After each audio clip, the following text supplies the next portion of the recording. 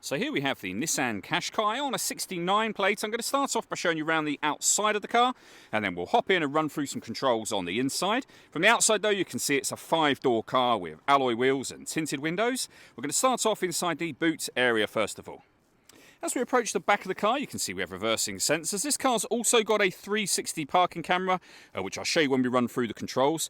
Plenty of boot space as well, along with that 60/40 split folding rear seat, should you wish to increase this space even further. And these two tray sections both lift and remove to give you even more space again. They can also be used to divide the boot up as well.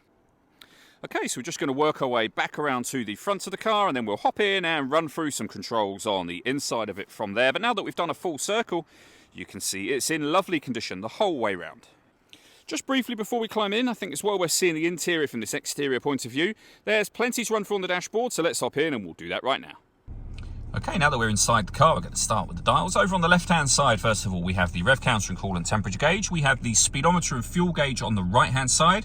And then in the centre, the main trip computer screen, which includes the total miles for this car. They are 24,999.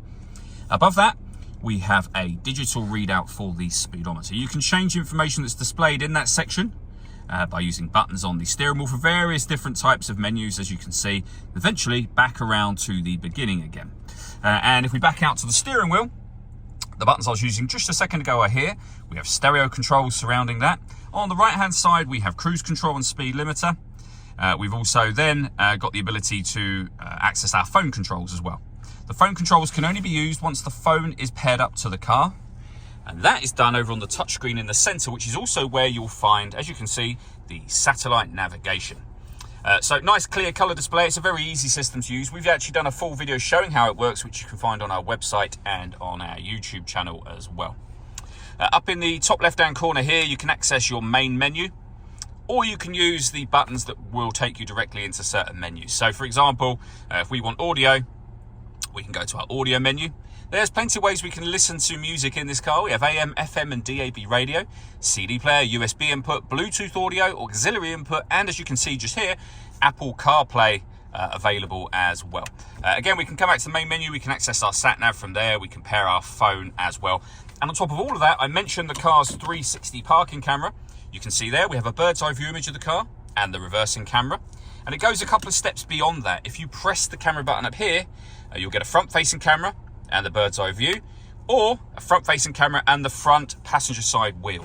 So very easy to park this car, and if it wasn't easy enough already, this car also has autonomous parking, meaning that it's able to park itself, either parallel park or perpendicular park. Just press the button that's relevant to what you want to do, and then follow the instructions up on screen from there. Again, we've done a couple of videos showing how that works, which you can find on our YouTube channel.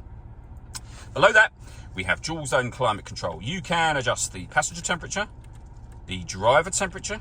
You can increase and decrease the fan speed. You can determine what direction you'd like the air to be distributed in. When you're happy with those settings, you can turn your air conditioning on. It's not on at the moment, so that's it on. Same button to turn it off, of course. Or hit auto.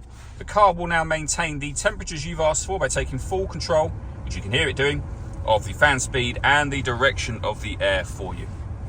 Any manual adjustment will take auto off straight away and allow you to put it back on your own settings. We have a 12-volt charging socket, electronic handbrake, the gear lever for the fully automatic gearbox, and then lastly, for the controls here, driver and passenger heated seats with 2 different heat settings on each. The very last thing I want to show you is the panoramic glass roof we have. So there's a button up here that will open the sun blind up all the way to the back of the rear seats. This is a fixed panel of glass, but as you can see, it lets in a huge amount of extra light to the car. All that leaves me to say is thank you for taking the time to watch this video. If you'd like to come and see this ULEZ compliant car for yourself and have a test drive, please feel free to call either of our MJA sites. We'd love to hear from you soon.